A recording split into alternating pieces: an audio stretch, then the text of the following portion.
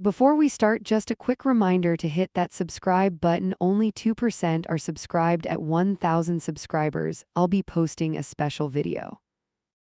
Come get your son right now, or I swear I'm calling the cops.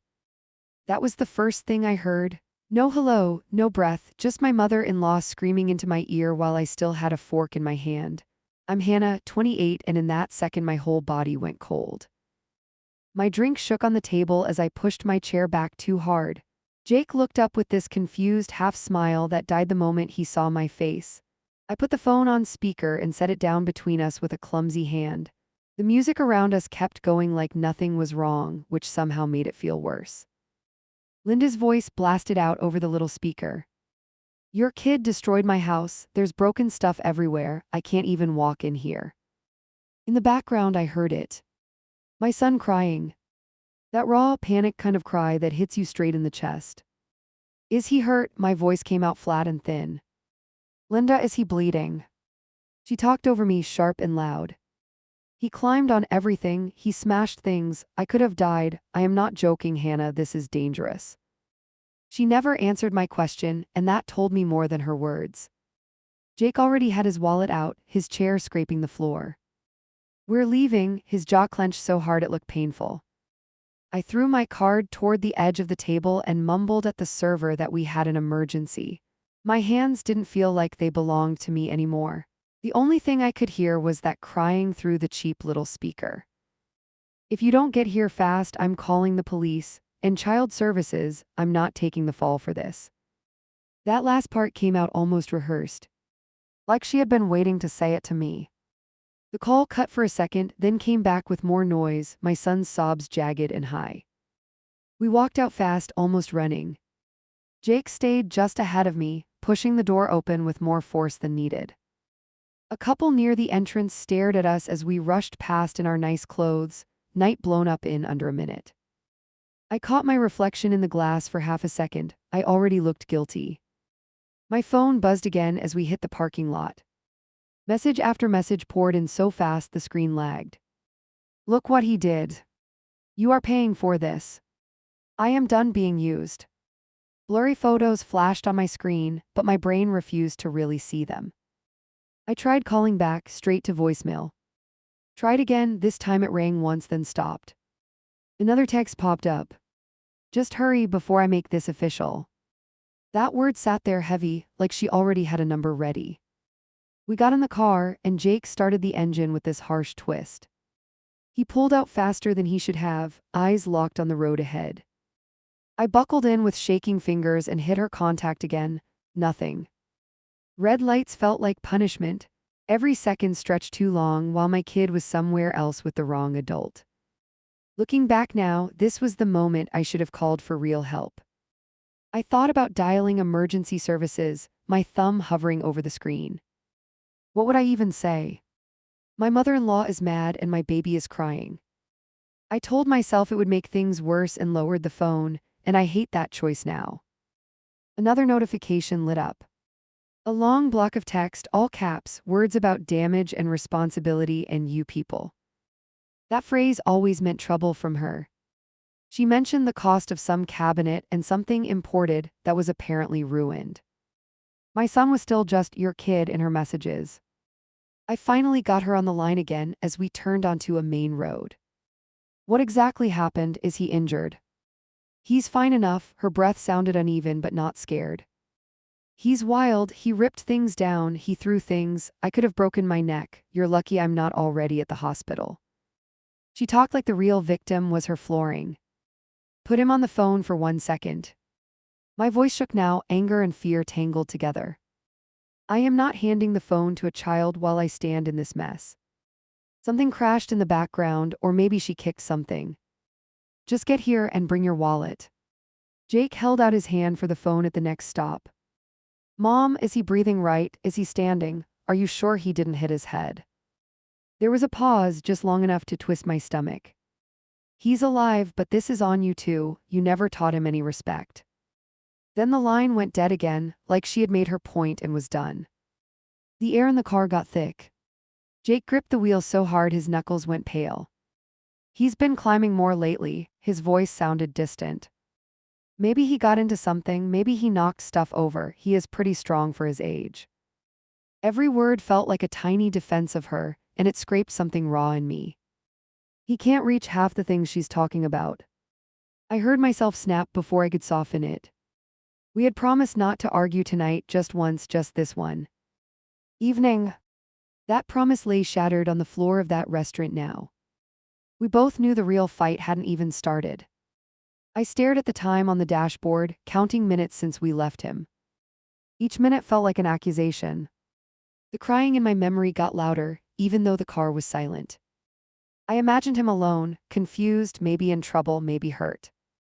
My chest felt tight enough that I had to crack the window for air. We turned into her neighborhood, tires humming over the change in pavement. Her porch light blazed like a spotlight in the dark row of houses. A neighbor stood outside across the street, phone in hand, looking straight at her place. They glanced at our car, then back at her house, like they already had a story. My heart dropped because I knew whose version they would get first. From the driveway, I could hear him. The crying carried even with the doors closed, thinner now, tired and broken. The front door stood slightly open, light pooling out onto the steps. I unbuckled before Jake even cut the engine. Everything between us and Linda shifted in that moment, and I still hadn't seen the living room. I grabbed the handle and yanked the door wide before Jake fully stopped the car. The hinges protested, louder than I expected, and for a second I thought something was broken already. The hallway stretched in front of me, too quiet for a house with a toddler. My pulse hit my ears like someone drumming from the inside. I took one step in and heard him, a raw little cry from deeper in the house. That sound pushed me forward harder than any threat she had thrown earlier. Jake came in behind me fast, door slamming against the wall with a dull thud. "Honey," his voice was low, warning and pleading at once. I ignored him and headed toward the noise. Before I reached the end of the entryway, Linda appeared from the side like she had been waiting to jump in. She had her phone in one hand and a dish towel in the other, both clenched way too tight. "Well, look who finally showed up." She lifted the phone a little like it was a weapon. Her hair was out of place, but not in a panic way, more like she had been pacing and complaining. White dust streaked her sleeve, smeared up her arm in uneven lines. That detail hit me harder later. In that moment, I just filed it under something messy happened. "You have no idea what he did in there." Her chin jerked toward the living room. My kid cried again, hoarse and smaller now, and that was the only thing I cared about. "Where is he?" My voice came out sharper than I planned. "In there, where he destroyed everything." She motioned down the hall but did not move aside. "You are not walking past me like this is normal. You two are paying for the damage, all of it." She waved the towel toward the unseen room, like a bad game show reveal that she refused to give yet. I took another step anyway, and her shoulder bumped mine as she tried to hold her ground. "Move, Linda." Jake's tone dropped low and tight. He reached for her elbow, not rough, but firm enough to mean business. She jerked away and glared at him as if he had shoved her. "Oh, so now I'm the problem. Your little monster turned my place upside down and I'm the problem." That word lodged in my chest because she never called him that to our faces before. "He is a toddler." My teeth were clenched so hard my jaw hurt. "Get out of the doorway. I'm not going to argue here while he's crying." She laughed once, a short, ugly sound, and scraped the towel over her hand like she could wipe off blame. "Crying because he knows he did wrong. He is out of control. I told you this would happen if you keep coddling him." The hallway felt narrower with every word she threw. From the corner of my eye, I saw movement outside through the glass.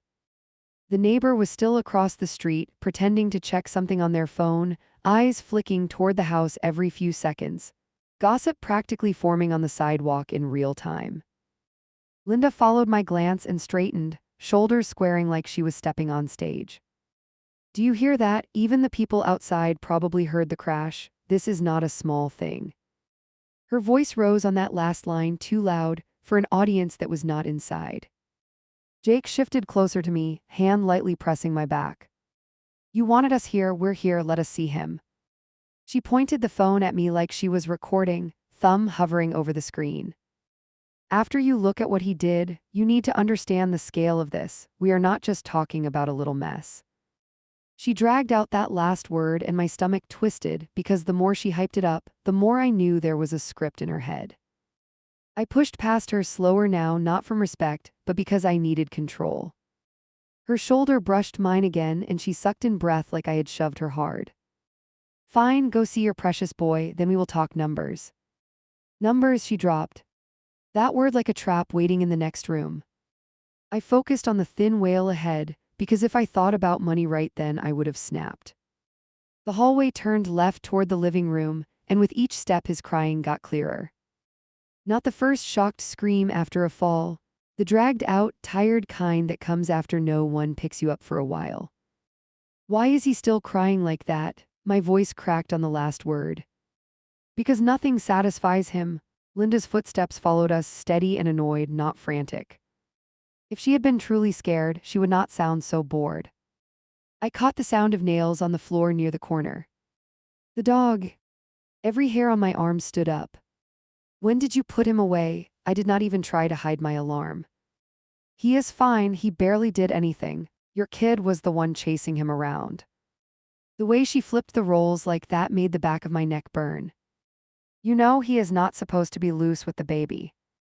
The rule left my mouth before I could stop it, automatic, drilled into me by every worst-case scenario video I ever watched. Linda scoffed behind me.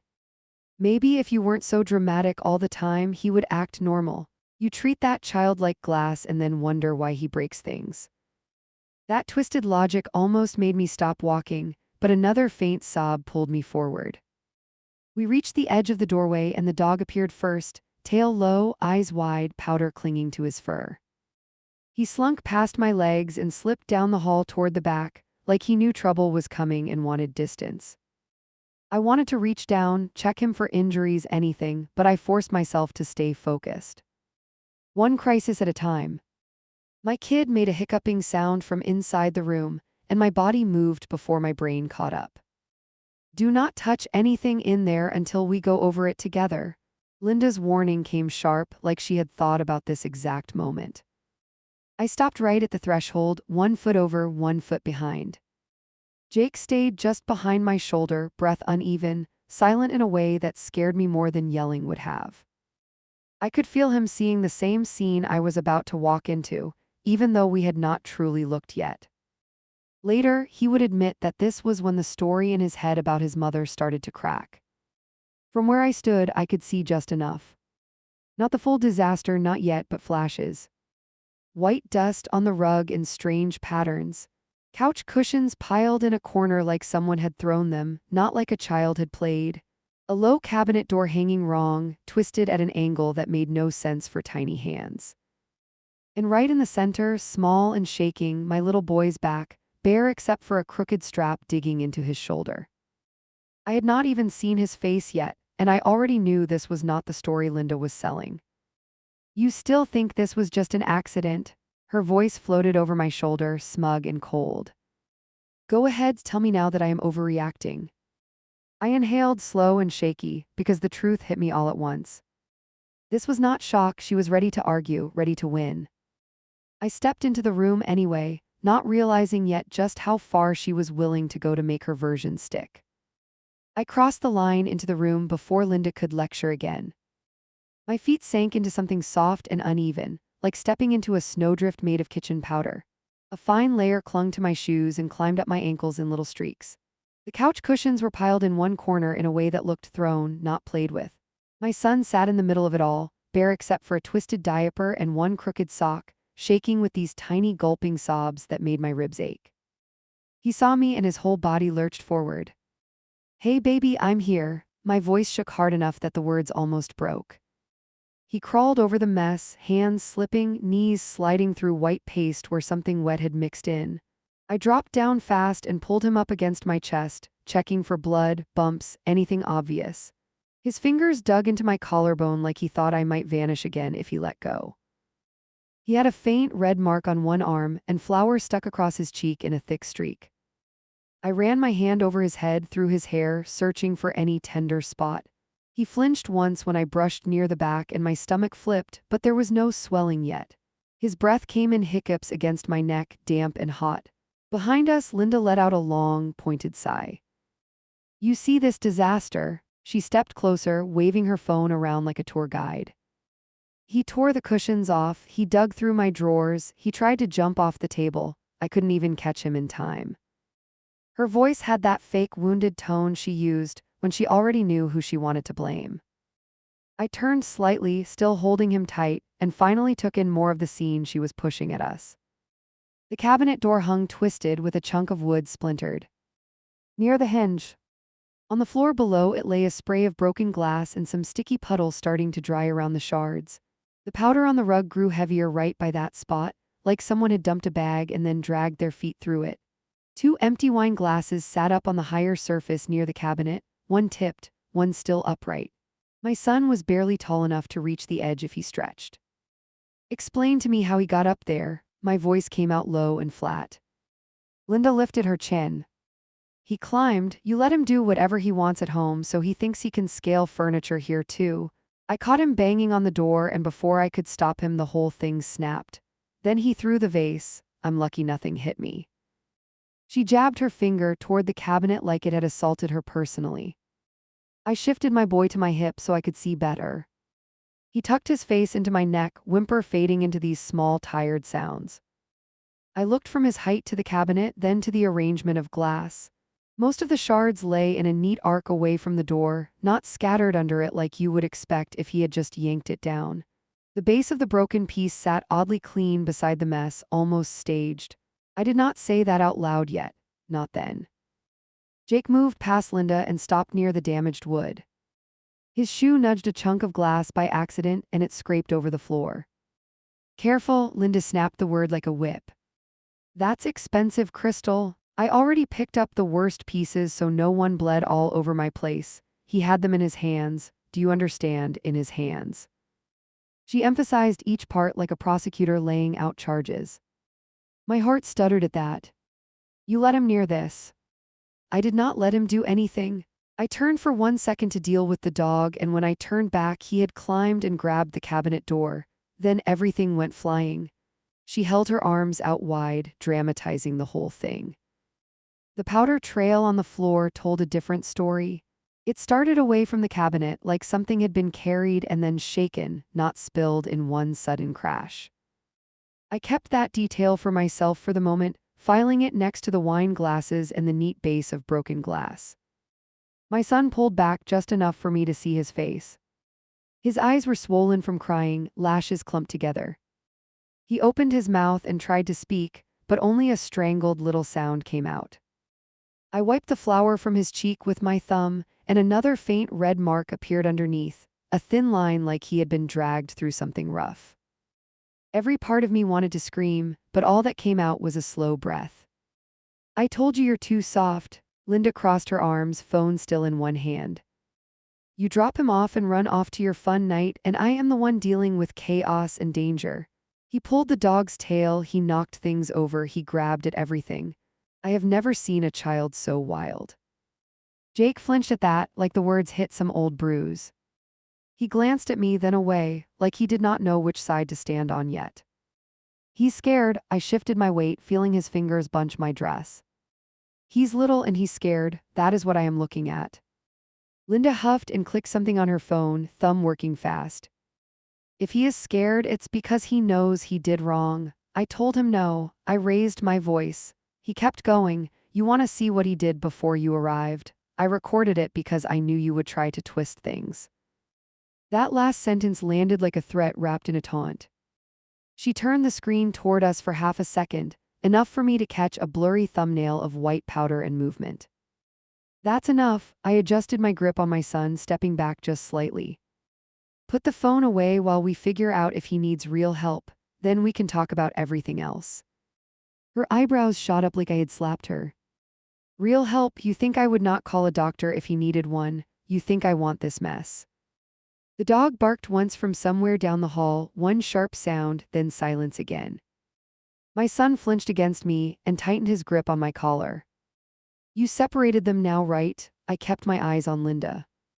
He is in the yard, relax. The dog barely did anything. Your kid was chasing him, not the other way around. And you know what? The barking probably set him off too. That child does not handle noise, you keep him too sheltered. Every sentence carried a dig, more about me than the actual mess.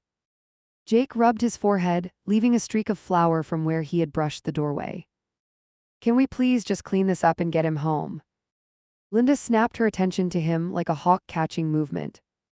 No, we are not ignoring this. This is not one of your little arguments that you pretend never happened. Look around. This is damage. I already listed what broke. The cabinet, the glassware, the decorations that are ruined. And whatever cleaning bill this powder nightmare brings, you two are paying for it. She lifted her chin again, daring us to challenge that. A new text buzzed on her phone and she glanced down quickly, trying to hide it. I still caught the preview at the top of the screen. Everything okay over there? Heard a crash from some contact with the neighbor's last name. So she had time to message them, but not to comfort my child. She locked the screen and slipped the phone to her other hand, pretending nothing had happened. I am not discussing money while I am holding him like this. I adjusted my son again, his weight solid and warm against me. You want to talk about what needs to be replaced? We can do that when he is safe, calm, checked, and home, not in the middle of a floor covered in broken glass. Her eyes narrowed, tracking every word. That sounds convenient. You walk out, you cool off, and then you convince yourselves it was all my fault and that he barely did anything. I know how you operate. The way she said, you made it clear I was the main problem in her mind. Jake moved closer to me, crossing that imaginary line she had drawn in the room. We are taking him now. His voice came out steadier than I expected, though his hand shook a little where it brushed my arm. You can send us whatever list you want. We are not staying while you shout over him like this. Linda's face flushed, a mix of fury and something closer to panic, because the scene was slipping out of her control. You walk out that door without resolving this, I swear I am filing a report. She pointed toward the hallway, finger trembling now.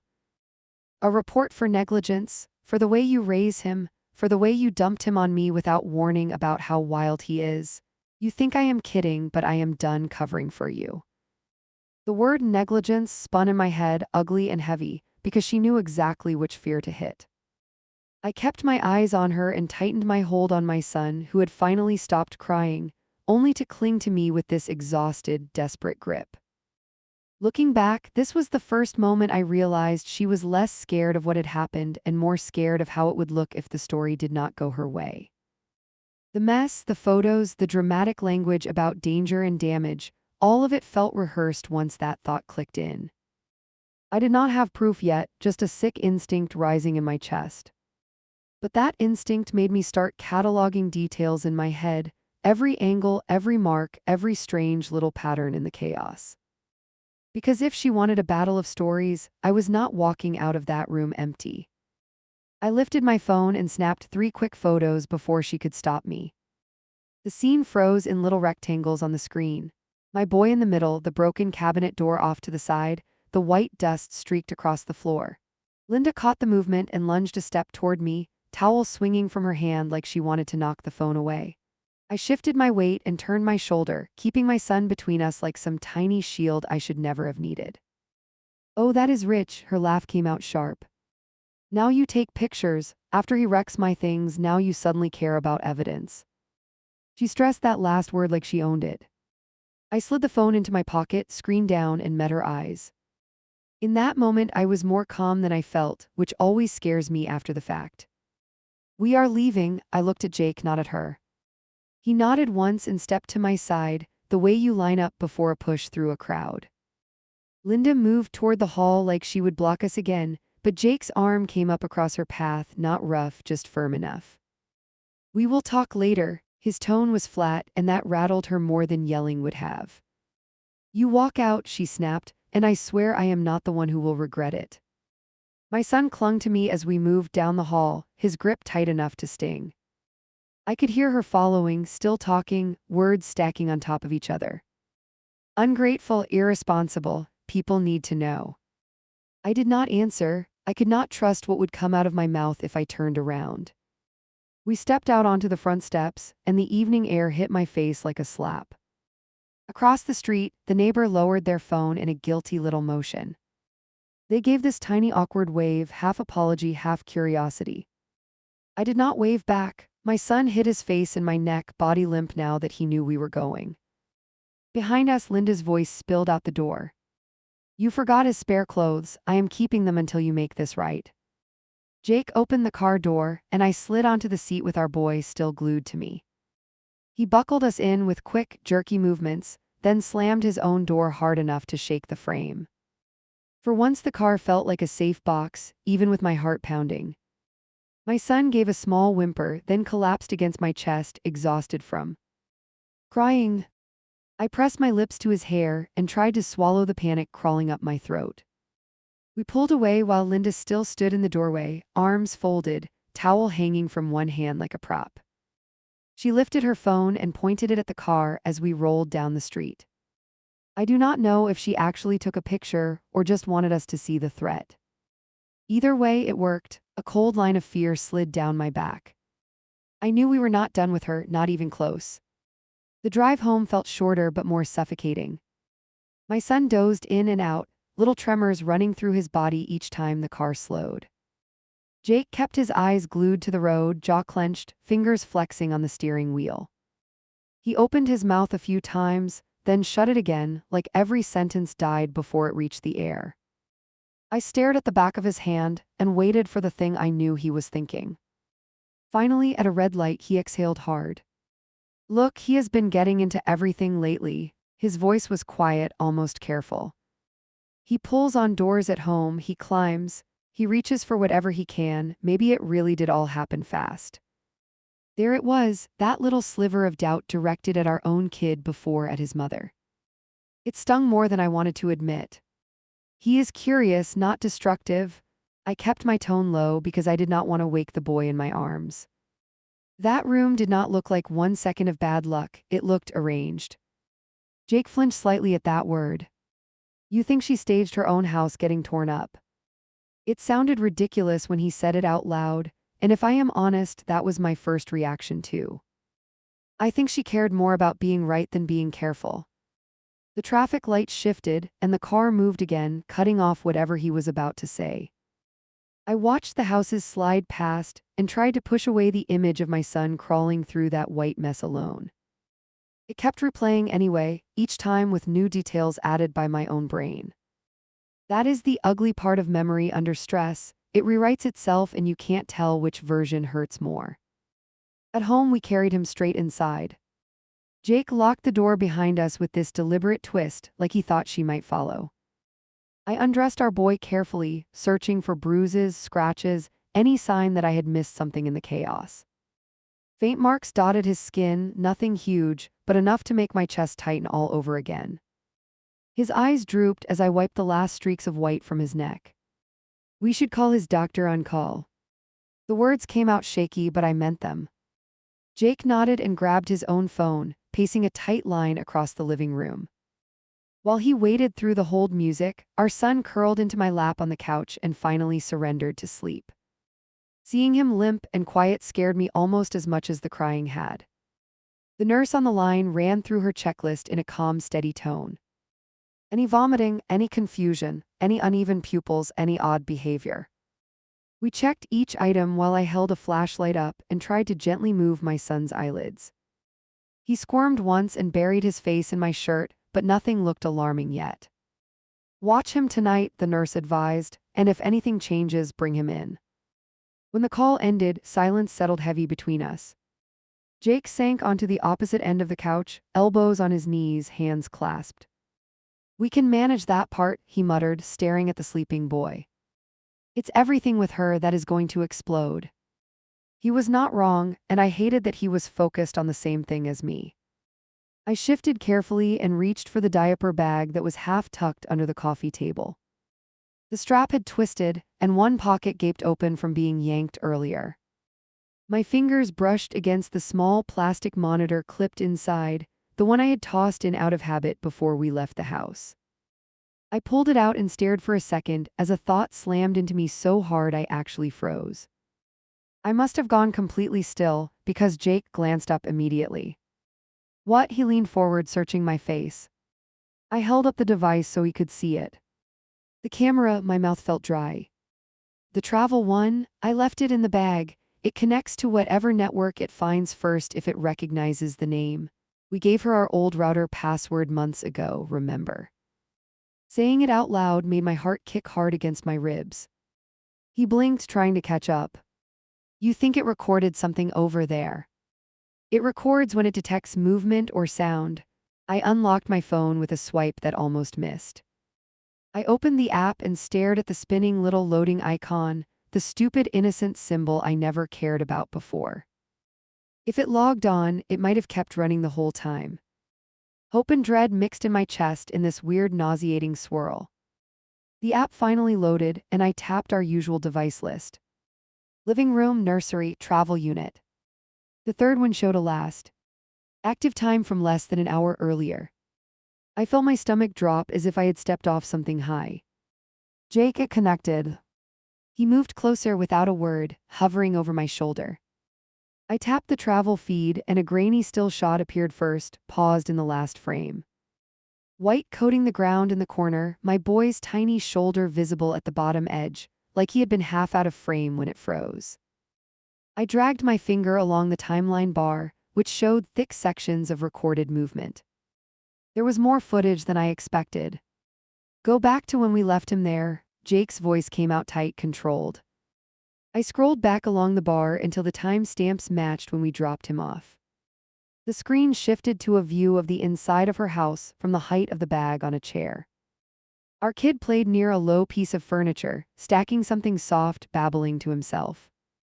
In the background, Linda lounged on the couch, scrolling through her phone with one leg crossed over the other. I watched her glance up only when a notification pinged. When he wandered closer to the low cabinet, she did not move. He tugged at the handle lightly, then lost interest and toddled toward a toy on the floor. Nothing about his movements looked aggressive or wild, just normal restless toddler energy. That alone made my chest burn because it already clashed with the story she had pushed at us. Keep going, Jake leaned in closer, almost pressing against my back.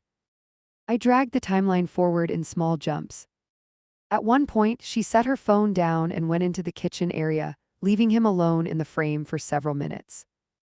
He walked around, picked up objects, dropped them again, occasionally glancing toward where she had disappeared.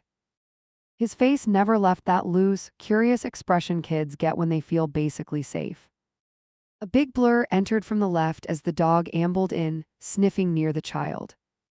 Our boy reached out and patted his side with an open hand, giggling. The dog wagged once and lay down near him, not tense or cornered. No tail pulling, no chasing, just quiet interaction inches from a cabinet full of breakable things. My throat tightened as I watched that simple scene. Eventually, Linda reappeared with a glass in hand and another in the other, set them on the higher surface and walked right back out again. She passed within arm's reach of the child without bending to check him, without moving the animal, without looking at the cabinet door he had touched earlier. The camera caught the top half of her body, relaxed, not flustered. She called something over her shoulder, probably toward someone out of frame, then vanished again. I hit pause and just stared. That does not look like someone terrified of danger, my voice came out rough. Jake swallowed hard, eyes locked on the frozen image of his mother's back. Resume, he barely pushed the word out. I tapped play again, and the minutes crawled forward in jerky motion. The sound picked up faint but clear enough. At some point, our boy wandered back to the cabinet and tugged again at the lower handle. It did not budge much. He let go and sat down, smacking his hands in the white dust from earlier cooking prep that had drifted near that area. The dog rolled onto his side, stretching, completely unconcerned. The peace in that moment hurt more than anything that followed. Then the crash hit. The whole frame jolted as a loud crack, and a burst of shattering echoed through the microphone. The child flinched and fell backward, mouth opening in a scream we could hear even through the low-quality audio. The cabinet door swung at a weird angle, like it had been forced from higher up, not pulled from below. Glass fragments flew past the bottom of the frame, their path too wide for tiny hands alone. Our boy scrambled onto his hands and knees, wailing. The dog bolted out of frame, paws scrabbling on the floor. For 3 long seconds no one came. Then Linda stormed into view, not with fear on her face, but with irritation already set in her jaw. She stepped over pieces and grabbed the child's arm in a quick, rough jerk. I stopped the video with my thumb before it reached the next part, but Jake's hand covered mine. "Play it," his voice shook now, tiny tremor he could not hide. I forced myself to tap the triangle again. Linda yanked him upright and shook her head, mouth moving in sharp, harsh lines that the audio barely caught. We could just make out certain words. "Naughty. Problem. Look at this." She dragged him through the dust on the floor, his bare feet slipping, his free arm pinwheeling as he tried to keep balance. He cried harder, high and jagged, and I felt my own eyes sting. She pulled him to the center of the mess she later showed us and let go long enough to pick up her phone. From the angle we could see her lift it, frame the shot, tilt it slightly, then crouch to get closer. My son stood wobbling in front of her, tears streaking his face, chest heaving, while she snapped photo after photo. She even adjusted his position once, nudging him with her knee so more of the broken clutter showed behind him. I actually gagged, my hand flying to my mouth. Jake made a sound I had never heard from him, something between a growl and a sob. He pushed away from the couch so fast that it rocked, then paced to the far side of the room and back. She posed him. He ran his hands over his face, leaving streaks of dried white from earlier. She knew we would see this. She wanted us to think he did everything. Hearing it said aloud made the room tilt for a second. The video kept going on my lap. After the photo session, she shoved her phone into her pocket and started sweeping the worst of the shards into a pile with her foot. Our boy stood there, still crying, still unsteady, while she muttered under her breath. When he reached for her leg, she shook him off and snapped louder, something about consequences and your parents. She did not pick him up until much later, when the barking started again from another room. I scrubbed at my eyes and rewound a little to watch the approach to the crash again. This time I focused on the cabinet door movement. At the moment of impact, the top part jerked outward, not the bottom. The force line just did not match a toddler pulling from below. It looked more like someone had grabbed it higher up in frustration and yanked it open too hard. "You see that, right?" I held the screen toward Jake as he returned to the couch, breathing hard. He was nearby, sure, but that door moved like an adult hit it, not him. Jake watched the sequence twice without speaking, his mouth set in a straight, tight line. The anger in his face shifted from confused to focused, like something finally clicked into place. When the video reached the part with the photos again, he looked away. We sat there for a stretch that felt heavy and slow. The only sound in the room was our son's soft breathing as he slept against me. I could hear my own pulse in my ears, buzzing in time with the little white progress bar on the screen. "This is what she threatened to report us over," I finally managed. "This mess that she helped create and then staged like a crime scene. I have to confront her." Jake straightened, wiping his face with the heel of his hand. "If I do not address this, she will spin it first. She will talk to everyone before we even catch our breath." He reached for his phone and opened the call log, thumb hovering over her contact. For once, he did not look torn about that choice, just furious. I knew exactly how quickly that fury could turn back into guilt once she started crying. "Wait," I grabbed his wrist gently. "We go in with proof ready, not just our word against hers." I snapped a couple of still frames from the recording, focusing on the moments that mattered. Her leaving him alone near the cabinet, the instant of the impact with her nowhere in sight, the dragging through the dust while she took pictures. Each screenshot felt like a piece of armor I never wanted to need. I texted the images to his phone, then to mine, then backed them up to the cloud, my fingers moving on autopilot. I do not usually think like that, but fear will teach you to cover every angle fast. "Now call," I said quietly. If I had known how far she would push the privacy angle, I might have hesitated.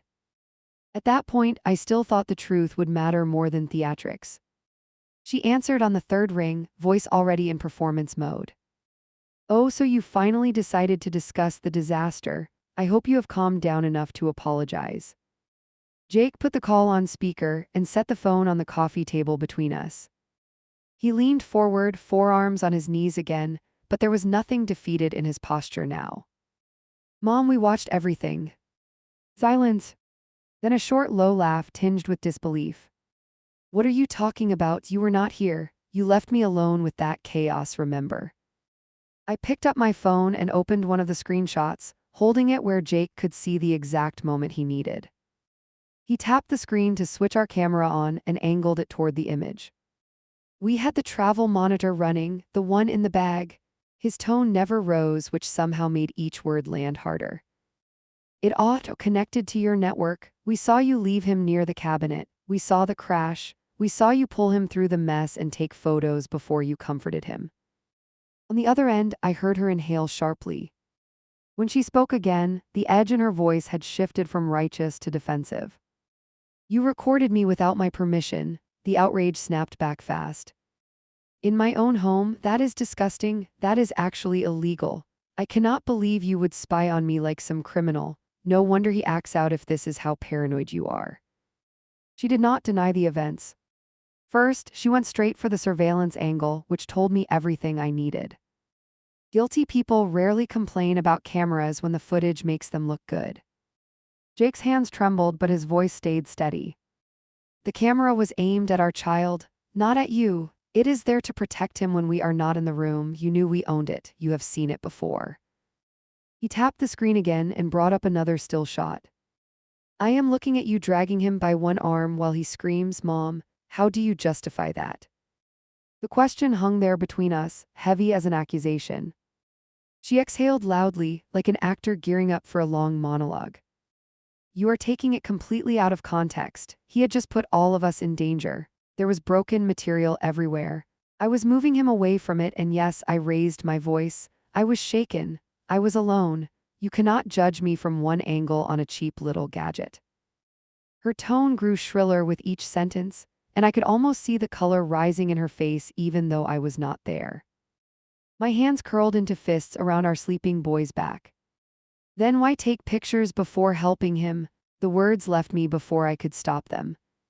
He was standing in the middle of a hazardous situation, crying, and you were worried about capturing the scene. Who were those pictures for? For once, she did not have an instant answer. The line crackled faintly, filled only by her uneven breathing. I realized then that we had actually cornered her, at least for a moment. Finally, she found her footing again. I took them because I knew you would gaslight me. I knew you would blame me for his behavior. I needed proof of what I walked into so people would see I am not overreacting. There it was, the word people, the shadow audience she always played to. Instead, you stalk me like some reality show contestant. You are lucky I do not press charges for recording inside my house without consent. She threw charges out there like she knew it would hit some primal fear. Jake pinched the bridge of his nose, breathing through his teeth. No one is stalking you. We are protecting our child. And what we saw raises serious concerns about leaving him with you again. The second those words left his mouth, I knew we had crossed a line with her that we could never uncross. On the other end, she let out a sound somewhere between a scoff and a sob. You are not keeping my grandson from me over a misunderstanding on tape. This is not a misunderstanding, I cut in, unable to stay quiet anymore. It is a clear pattern of choices that put him at risk. Unsupervised near fragile things, unsupervised with a large dog, prioritizing photos over comfort. If you cannot see that, maybe you are not safe childcare right now. The air in our living room felt heavier with every word I put into it. Some part of me knew I had just turned a simmering conflict into an outright war. You think you are perfect. Her voice dropped into a low, dangerous register. You think you have never raised your voice, never gotten distracted, never made a mistake. Give me a break. Every parent has moments like this. But you too run to your gadgets and use them to crucify me. You are vicious, both of you. There was no mention of the threats she had thrown at the restaurant, no mention of cops or reports now that we had footage. She had shifted the target completely, from her actions to our method of discovering them. Jake looked at me, eyes asking a question without words. How far do we push this now? I shook my head slightly because I knew she was close to flipping the script down a different path. We are not talking about perfection, I answered into the speaker, keeping my tone as even as I could. We are talking about whether we can trust you alone with him again. She laughed high and disbelieving. Oh, you will come crawling back for help. You always do. Babies grow, they get harder. You will need someone who knows what they are doing. And when you do, remember this conversation. Remember how you treated me tonight. That last line came out with such icy certainty that my stomach knotted. I realized she already had a plan for how she would tell this story to others. We were villains in her version now, and she was rehearsing the lines. I am hanging up, Jake straightened, shoulders squared. We will be in touch when we decide how to move forward. For now, do not contact us tonight unless it is an actual emergency. That is not how family works, she snapped, her volume climbing again. You do not get to ghost me because your toy camera caught one bad moment. He ended the call before she could wind up further, the screen going dark between us. The silence afterward rang louder than her screaming. Our son stirred against me, then settled again with a tiny sigh. I watched his small chest rise and fall, each breath a reminder of how close we had gotten to ignoring our own ins. Tings! Jake stared at the black screen where his mother's face had never appeared, only her voice. When he finally looked up, his eyes were wet in a way I had only seen a few times. I knew she could be intense, he whispered, voice rough. I did not know she could be cruel like that. Hearing him use that word about her made something crack open in both of us. Because once you label a pattern as cruelty, you cannot go back to calling it overprotective love. And that shift, more than any broken cabinet, was what really changed our family that night. My phone lit up again before the shower even stopped running. I had our son on my chest, half asleep, finally calm. The room was dim, quiet for the first time in hours, and then the screen just started flashing over and over on the coffee table. One buzz, then three in a row, then that long vibration that means something bigger than a normal text, and my stomach did this ugly flip before I even picked it up. A wall of messages filled the screen. At the top, her name with a new group title she had clearly just created. Family chat. Under it, line after line of text from her, no breaks, no breathing. Screenshots of her own photos dropped between the paragraphs. My kid standing in the middle of that mess, eyes red, chest bare, one sock next to a damaged cabinet.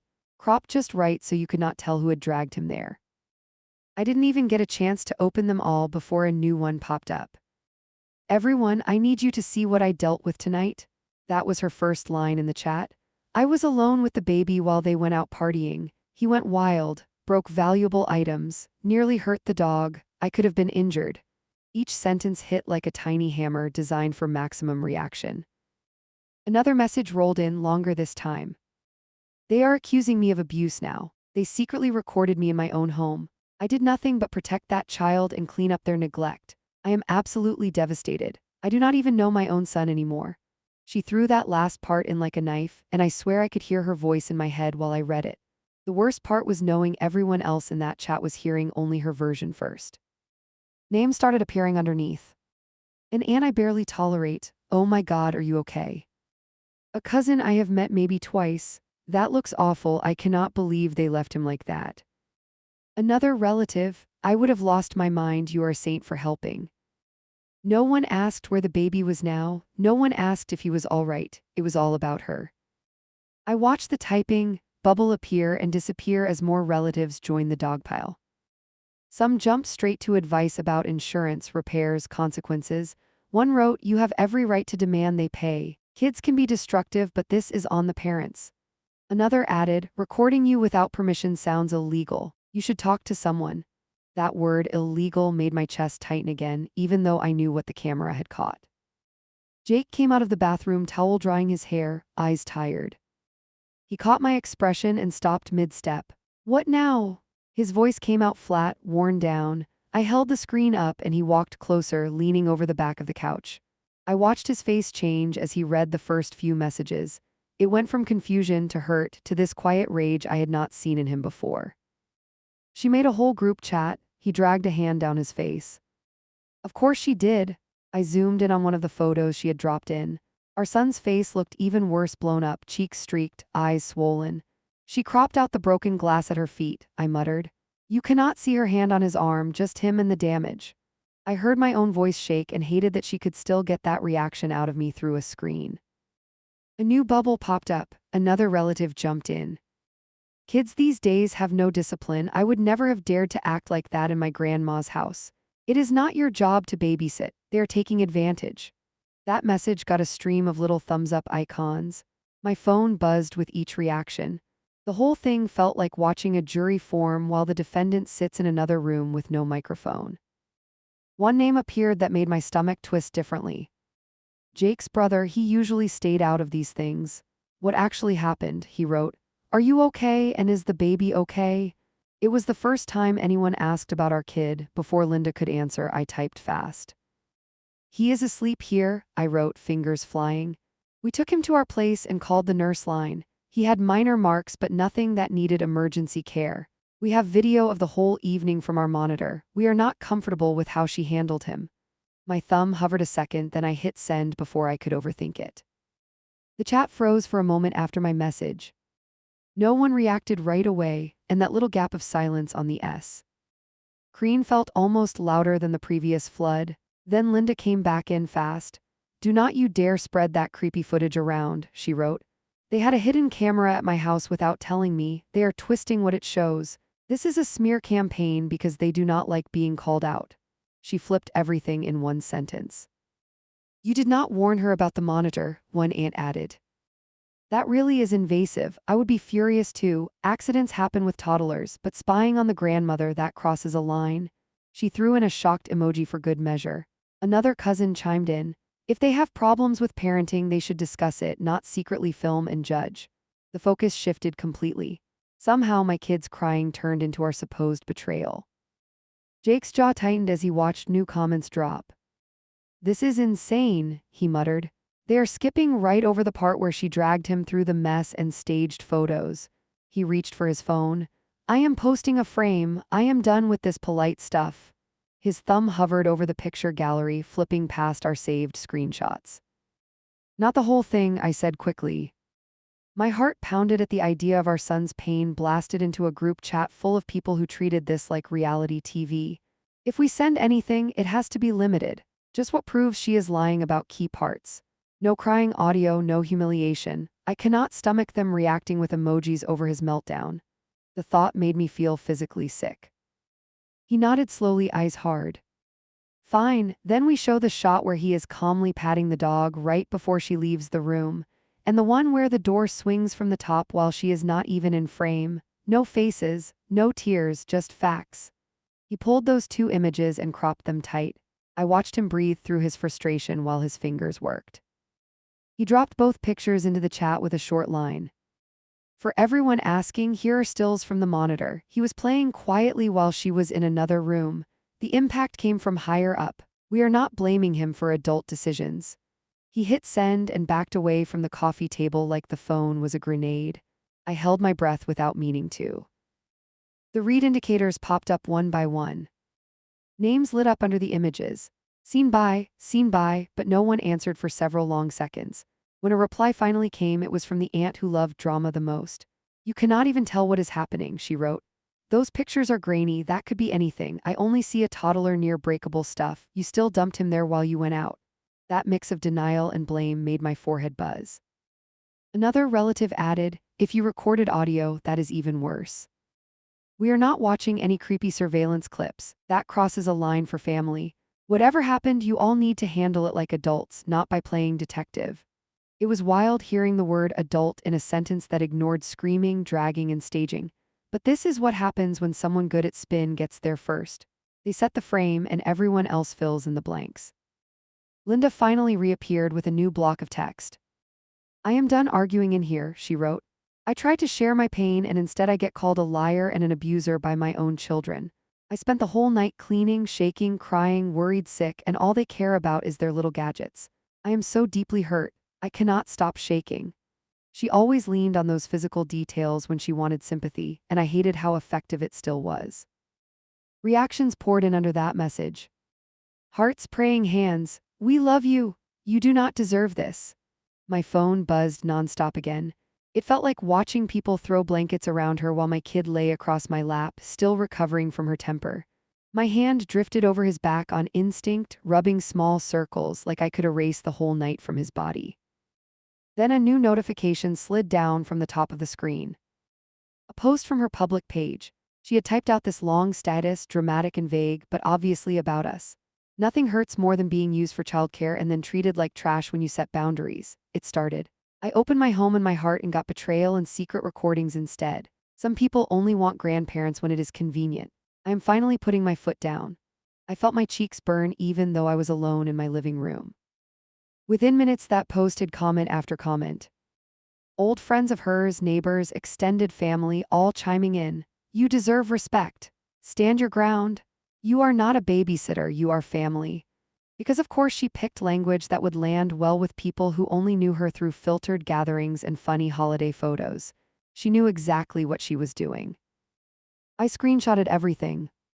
Every message, every comment, every reaction I saw. Seeked them into a folder labeled with the date, hands moving faster than my thoughts. It felt paranoid. It also felt necessary. My chest hurt, but my brain was in this cold, practical mode now. If she wanted to make this public, I would not be caught flat-footed later. My phone buzzed again, a different tone this time. A direct message from one of Jake's cousins. Hey, not trying to take sides, it started, which always means they already did. Just wanted to say this looks really bad for you guys. Filming someone's house is intense. Maybe apologize to calm things down. That last line made me exhale in this bitter little laugh. I typed back before I could cool off. We recorded our child, not her decor. It auto-connected and gave us proof she left him unattended near hazards and handled him roughly. We would rather have no footage and no trauma, but here we are. We are not apologizing for protecting him. I paused, then added, if she wanted less anger, she could have called us with concern, not threats about police. Then hit send and tossed the phone onto the cushion for a second to stop myself from spiraling. Jake picked the phone back up a minute later. She is not done, he said quietly, scrolling. Look. A new message had appeared in the family chat, this time as an attached document. Under it, her caption. Since everyone is so concerned about the truth, here is the damage report. They will be covering this. And there it was, an itemized list. She had typed out each broken thing with a dollar amount. Cabinet replacement, decorative items, glassware, cleaning service, a stress fee that made my eyebrows shoot up. At the bottom, she had totaled it and added, please send payment by Friday so we do not have to take further action. That last line turned my stomach. It read like a bill from a company, not a message from a grandmother. Stress fee, I repeated, almost laughing. She shook him, used him as a prop, and now we owe her for stress. The absurdity made my voice go high and thin. Also, further action sounds a lot like small claims court spelled wrong. Jake stared at the numbers, jaw working. In the chat, someone commented under her list. Very reasonable considering the mess. Another relative added, yes, they should be responsible. That is what insurance and family support are for. The phrase family support felt like a joke on that screen. No one mentioned that she brought glass and wine into a space with a toddler and a large animal and then walked out of the room. Jake finally typed into the group again. We are not agreeing to this list, he wrote. We will talk to someone neutral before committing to anything. We have visual proof that the situation was not as described. We will share details with whoever needs to see them privately.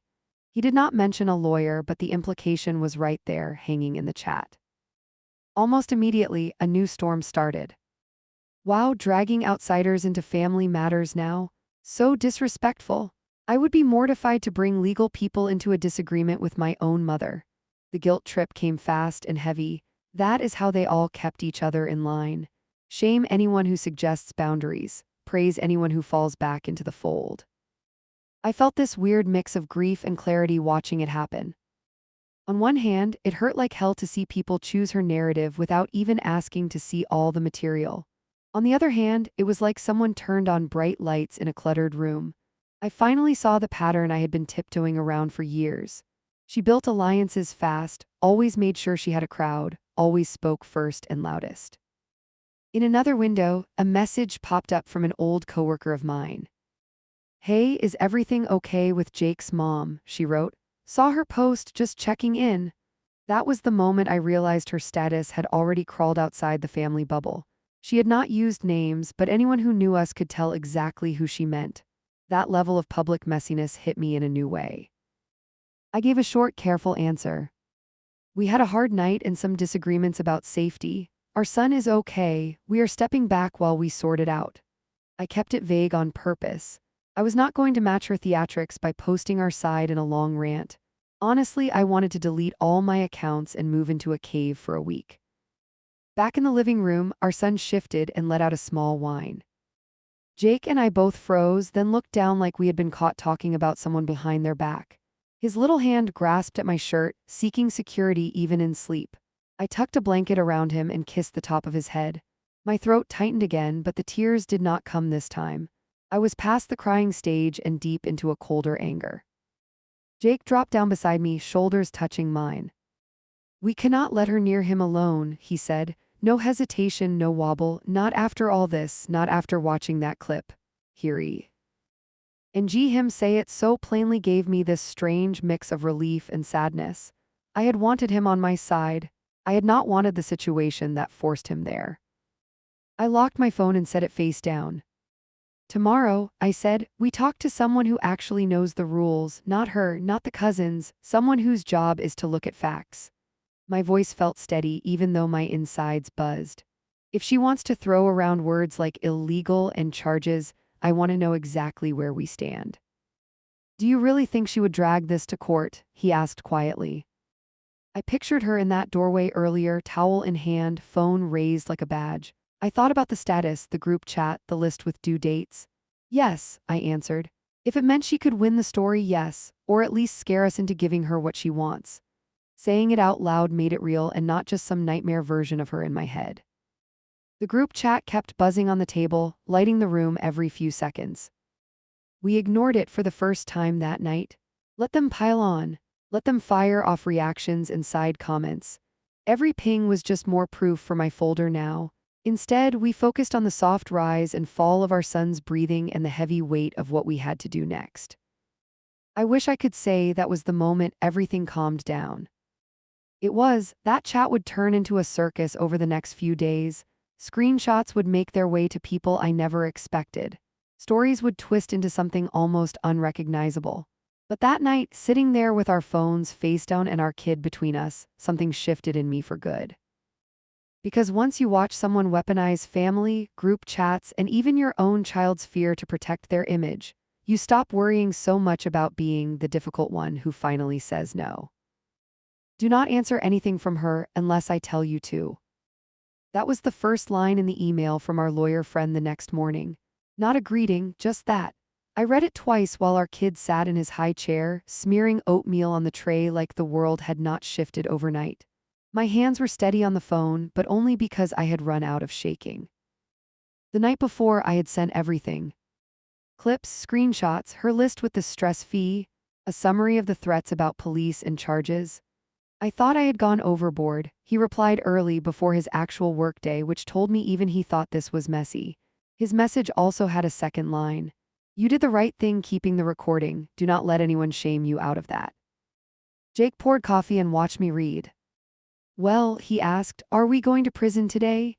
He tried for a joke and missed by a mile. I slid the phone across the counter. He read in that hunched way people read bad news. Slow at first, then faster. When he hit the part where our friend broke down the threats, his jaw unclenched a little. The breakdown was blunt. "Her saying I will call the police last night means nothing by itself," the email read. "What matters is what actually happened and what they would see. You have the child safe, evaluated, no injury requiring treatment, and a recording that shows her leaving him unsupervised. If she calls any agency, that footage helps you more than her." I felt my lungs finally pull a full breath reading that. He also addressed the camera. "In our state, one-party awareness for recording is enough as long as there is no expectation of privacy like a bathroom or bedroom," he wrote. "You set up the monitor long before and used it to watch your own child. She was not the focus. She can cry about it online, but legally she does not have much." That sentence unclenched something deep in my chest. Then he got to the money. "The invoice she sent is not a binding document," he wrote. She can try small claims. If she does, you show what you have. Her own negligence is clear. I would not rush to pay out of guilt. If you want to offer something later to keep the peace, that is a separate decision. For now, stay quiet and keep everything. That last line hit like a command. Jake drained half his mug in one go. So we wait. He set it down harder than needed. We do nothing while she trashes us. Awesome. His leg bounced under the table. I reached over and laid my hand on his knee, not to calm him, just to remind him I was there in the same boat. Our son banged his spoon and laughed at the noise, totally unaware he was the center of a war. Before we could even answer our friend, my phone lit up again. A fresh message from her, not the family chat this time, just our thread. I expect a response to the bill by tonight, she wrote. If you ignore me, I will assume you are refusing and act accordingly. No greeting, no question about her grandson's night, just a deadline and a threat. I heard our friend's email in my head, do not respond. My fingers still hovered over the keyboard. It is amazing how fast old training kicks in. Years of smo. Authing things over, keeping the peace, explaining nicely. I started typing, then stopped, then backspace the whole thing. Jake watched my thumbs and shook his head once. We asked for advice, he said. We should follow it. I locked the phone and set it face down. It buzzed again almost immediately, then again. She was sending short follow-ups now. Ignoring me will not make this disappear. You are parents now, start acting like it. Decent people take responsibility. Each line fired off like a slap. The family chat started chiming in too. Someone dropped a message about hoping the issue gets resolved quickly. Another reminded everyone about some upcoming birthday, like nothing else was happening. The normal chatter made the barbed comments worse. It felt like watching people have cake in a house still smelling of smoke. By mid-morning, our lawyer friend called. He did not bother with small talk. All right, I looked over everything you sent, he started. Here is the big picture. The recording protects you more than you realize. The worst thing you could do right now is apologize in writing or pay that invoice in full while admitting fault. His voice was calm, almost casual, which helped. He walked us through what might actually happen. If she files a report, he said, you show your pediatric call logs, you show your screenshots, you show the video. Agencies care about patterns, injuries, and your response. You rushed to get him, you called care providers, you did not blow it off. That matters. Jake sat straighter like he had been holding himself at half height all morning. As for court, he continued, she can try, but she has a big problem. The footage shows that she left a very young child around fragile items and a large dog, then walked away. That is on her. She also dragged him while upset and took staged photos. A neutral person will notice that. If she wants to bring all that into a courtroom, that is her risk. Hearing someone neutral say dragged him made my chest tighten again. He paused, then added one more thing. Grandparent rights are not what Facebook memes say, he said. Courts do not rip kids from decent parents to hand them to extended family. You are married together, no history of violence or neglect. You have a roof and income. She can shout about rights all day. It does not make it real. He let the words hang there like he knew we needed them. I looked at our son, now on the floor stacking blocks. So what do we actually send her? I asked. Anything at all right now? There was a beat of quiet. I could hear typing in the distance like he was jotting notes. Today, nothing, he answered. Give her space to calm down or escalate on her own. If she sends more bills or threats, forward them to me. Once the dust settles a little, we can help you send a clear message about boundaries. Short, factual, no emotional essays. He actually laughed softly on that last part. After we hung up, the silence in the room felt different. Not peaceful, but less chaotic, like the noise had moved outside the walls for now. The group chat still lit up on the table. Our joint thread with her still chimed periodically. We sat there and did something new. We ignored all of it on purpose. That lasted until lunchtime, when the next twist arrived.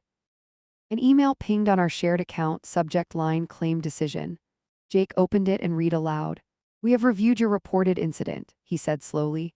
Evidence suggests damage was caused during an unsupervised interaction between minor child and unsecured items. Due to admitted lack of supervision, this falls under negligence. Therefore, coverage is limited to. He stopped and looked up at me with wide eyes. There it was in impersonal language. Her own words in her claim had backfired. She had told them a toddler caused the damage while she was in another room for a moment. The insurer had flagged that as her responsibility. They would cover only a portion and had listed a deductible and an uncovered remainder. The final line was brutal. You may pursue responsible parties privately if you choose. Jake exhaled hard. She is going to lose her mind over this, he muttered. You know she will blame us for what they wrote. He was right. 10 minutes later, my phone rang with her name flashing bright across the screen. I let it buzz twice, then hit answer and held it away from my ear. Her voice blasted through the speaker.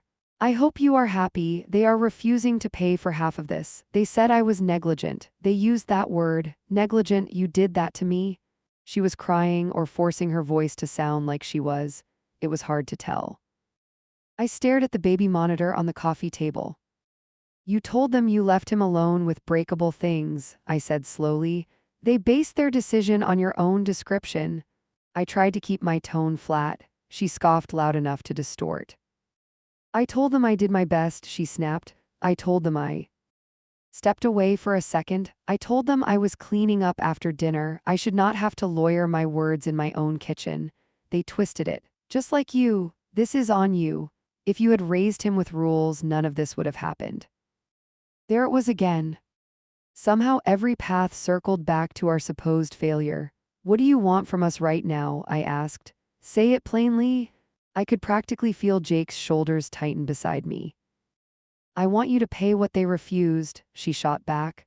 The rest of the cabinet, the decorations, the remaining costs, it is the least you can do after the stunt you pulled with that creepy recording. If you do that, maybe I can stop this from going any further. I thought of our friend's email. No admitting fault, no apologizing for the recording, keep everything. We have been told not to agree to anything until we talk again with counsel, I answered. We are not paying a bill that says we are responsible for your choice to leave him unsupervised. We also will not hide the footage just to protect a claim. She went quiet for a moment. When she spoke again, her voice had changed, colder now. So that is how it is. You would rather run to strangers in suits than trust your own family. You want to drag this into some official process. Fine, you will regret that when your son is older and asks why he never saw his grandmother. The way she said your son like he was separate from her hurt in a twisted way. I did not answer that part. From now on, I said instead, anytime you want to discuss money or accusations, put it in writing. No more screaming calls, no more threats over the phone. Written only. My voice shook on the last word, but I forced it out. She laughed once humorless. Oh, I will write, she said. I will write to whoever needs to know what kind of people you are. Teachers, neighbors, anyone. You think you will control this, but you have no idea who is on my side. That little line told me she already had an audience in mind. We ended the call without any warm closure. No, love you. No, we will talk later. Just 2 clicks in dead air. Our son threw a block across the room right then and giggled like he had tossed a grenade and thought it was a toy. I picked him up and squeezed him close, more to steady myself than him. That night after he went down, Jake watched the video again. I did not join him this time. I stayed in the doorway and watched him instead. He sat with his elbows on his knees, phone in both hands, eyes locked on the screen. When the crash came through the tiny speaker, his whole body flinched. When his mother dragged our boy through the powder and snapped photos, Jake covered his mouth like he might get sick. He paused on one frame and just stared. You know what gets me, he whispered. She always told me spanking was traumatic. She bragged about never raising a hand to us. She acted so superior about it. But this is worse somehow. This pretending it is love while you pose a crying child like proof. His voice cracked on that last word. I walked over and sat beside him. You are allowed to feel betrayed, I said. You are allowed to be angry at her and still remember she tucked you in at night. Both things can exist. It does not cancel one out. I was saying it to him, but I needed to hear it too. People are never just one thing, and that is what makes this kind of hurt messy. He rubbed his eyes and nodded. Tomorrow, he said, I am sending the boundary message. Not you, me. I want it coming from my phone. That was new. Usually I wrote the hard texts and he approved them. This time he wanted to own it. The next morning, he stood in the kitchen with his phone and a draft on the screen. Listen, he told me. Then he read it aloud. We are grateful you watched our child in the past. After what happened and after reviewing the recording, we are not comfortable with unsupervised visits anymore. Going forward, any time with him will be supervised by one of us in a neutral place. There will be no babysitting at your house, no exceptions, at least for now. We are also not paying the invoice you sent, because we do not accept that we were responsible for the damage. Please do not post about us publicly or involve extended family in this conflict. If that continues, we will reduce contact further. It was clear, short, brutal in its finality. There were no apologies, no soft phrases like "for now while we calm down" or "maybe later if things change." Just facts and consequences. I listened, swallowed, then nodded. "Send it," I said. "If we keep waiting for the perfect wording, we will be in this limbo forever." He hit send. We watched the little delivered mark appear. Then we stood there like two people who had just pushed a button on a machine that might explode. The reply came faster than I expected. "You are deranged," her message started. "You have let that woman poison you against your own blood. Supervised, do you even he? Are yourself. I am not some criminal. You will not treat me like a threat. You owe me an apology for recording and for this disgusting message. When you are ready to fix this, I will be here. Until then, I am done reaching out." 5 minutes later, she updated her status again. This time it read, "Some people rewrite history in their heads and call it boundaries. Let them, I know what really happened." The comments poured in like always. "Proud of you. Protect your peace. You deserve respect." Not one mention of a scared toddler or broken glass, just vague language that made her look wise and wounded. We did not answer. Days turned into weeks. She did not call. We did not either. The family chat went on without us mostly. Occasionally, someone would tag us in something and we would give a neutral emoji. The big topics swirled around us like a storm we watched from behind double glass. Then came the first test of our new rule. A cousin's birthday, everyone invited, kids everywhere, sugar and noise guaranteed. Linda went, of course. We debated it for days. Do we show up and risk a scene, or do we stay away and hand her more evidence that we are withdrawing her grandson? In the end, we went, not for her, for our kid who loved other children more than anything. We arrived late on purpose. When we walked in, I felt every eye flick our way for a second, then slide off like we were hot to touch. Our son ran straight toward a cluster of balloons, unaware of the tension crackling above his head. Linda stood near the snack table, laughing at something, holding a plate like a prop. She saw him first. Her whole face changed. Real joy, or something close to it, flashed across. She crouched and opened her arms wide. "There is my boy," she called out, voice bright. He froze halfway across the room, looked back at me, then at her. Toddlers can smell conflict. I swear they can. Jake moved quickly, stepping between them without making it obvious. "We can say hi together," he said, walking forward with our son's hand in his. They reached her and she hugged the child while still staring at her son over his head. There was no hello for me. That part did not surprise me anymore. For a few minutes, things seemed almost normal. She talked to our kid about his toys, his favorite snacks, the other children.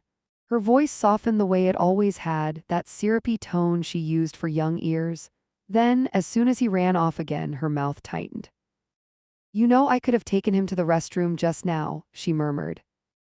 "You snatched that chance away like I am dangerous. It is humiliating."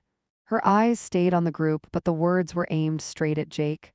"Do you feel powerful doing this to me?" He did not flinch. "We agreed," he answered quietly. "Supervised for now. That includes bathrooms, parks, anywhere. We stay with him. We are not changing that today." His hands were clasped in front of him so tightly his knuckles looked sore. She smiled, but it did not reach her eyes. "You think you are protecting him," she whispered. "What you are really doing is teaching him that I am someone to fear. Remember that when he grows and pulls away from you too, you are not special. Children turn on anyone eventually." The bitterness in her voice shocked even me. I stepped closer and let my presence be obvious. "If this is too hard," I said, "we can leave. We will not force joint events where everyone feels miserable, but the rule stays, no alone time." I tried to keep my tone bored, like this was not ripping something inside me. She finally looked at me directly. "Of course you would be fine leaving," she said. "You never cared about family traditions. You got what you wanted. A built-in babysitter when it suited you. Now a villain when you are bored. Enjoy your replacement grandmother when you find one. She turned away before I could answer. We lasted another hour. Our son chased other kids, ate cake, ran back to us for sips of water and little resets. Every time he came near her, she tried a new angle. Come home with me. We could play with the dog. I have treats in my car. Each time, one of us answered lightly. We stay as a group today, maybe another time at the park. We are heading out soon. The script never changed. On the drive home, he fell asleep in his car seat. Jake watched him in the mirror at every stoplight. He does not remember any of it, he said. He just remembers balloons and cake. I nodded, staring at his curled fingers around a party favor. That is the point, I answered. He gets childhood, we carry the rest. Months passed. Contact with her settled into this strange, thin pattern. Holiday texts. Occasional photos sent in the family chat with no direct tags. No more babysitting offers. No more group pleas from relatives to make up. I think they got tired of the drama once it stopped being entertaining. Then one evening, out of nowhere, my phone lit up with a longer message from her. I have been thinking, it started. I miss him. I miss you both, even if you do not believe it. I'm willing to follow your rule about supervised visits if that is the only way. I will not admit to your version of events because I do not agree with your interpretation, but I am tired of this silence. If you want to bring him to my house with you present, we can try. It was the closest thing to a compromise she had ever offered. I read it 3 times. I felt anger, sadness, a weird flicker of relief, no apology, no ownership, but also no threats, just a grudging acceptance of the line we had drawn. I showed it to Jake without comment. He leaned back against the counter with a long breath. This is not accountability, he said. But it is behavior change, sort of. He stared at the message like it might rearrange itself. Do we try once, just once, to see if supervised actually means safer? It was a fair question, and I hated that it was fair. After a long back and forth, we agreed to test it. One afternoon, short window, we would both be there the whole time. The dog would be in a different area, no fragile items within reach. I sent her a simple answer. We can visit for 2 hours on Saturday. We will stay with him. If it goes calmly, maybe we can do more public outings later. She replied with a thumbs-up emoji. That was it. Saturday came. We walked into her house together, our son between us. The place looked different. The low surfaces were cleared. The cabinet door had been repaired. No open glasses anywhere. The dog barked once from a closed room, then went quiet. For the first time, I saw actions instead of just words. She greeted our child cautiously. No running pull, no grabbing. She crouched and let him come to her. He did, slow but willing. They played with blocks at the coffee table while we sat nearby and chatted in stiff, short bursts. The air was thick but not explosive. It felt like sitting in a room that used to be on fire, still smelling the damage. At one point, our son stood and started wandering toward the hallway. She instinctively rose too. Bathroom, she said. I can. Then she stopped herself mid-step. Her eyes flicked to us. Do you want to take him or should I come with you both? That little correction hit me harder than any apology she could have typed. We took him ourselves. On the way down the hall, Jake whispered, Did you see that? She actually checked in. I nodded, still wary, but I could not deny that tiny bit of hope rising in my throat. Change does not erase old harm, but it does make the future less terrifying. The visit ended without drama. No shouting, no guilt speeches, no invoices. She hugged him at the door and told him she loved him, then stepped back and just nodded at us. Thank you for coming, she said quietly. I waited for the finally or the it is about time. It did not come, that surprised me. On the ride home, we kept waiting for something to feel clear. It never did. What we had instead was this messy middle. A grandmother who had done something deeply wrong on one day.